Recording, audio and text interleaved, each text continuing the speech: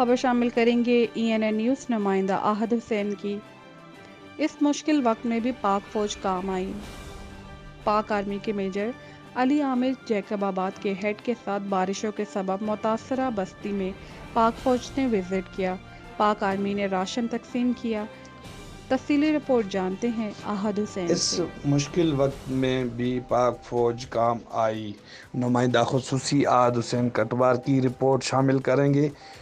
پاک آرمی کے میجر علی عامر جیکاباد کے ہیڈ کے ساتھ بارشوں کے سب متاثرہ بستیوں میں پاک فوج نے وزٹ کیا۔ پاک آرمی نے راشن تقسیم کیا۔ نوجوان کٹوار اتحاد کے نوجوانوں نے چیف آف سخی غلام سرور کے حکم پر نوجوان کٹوار اتحاد چیئرمین زین العابدین کٹوار نے بریانی تقسیم کی۔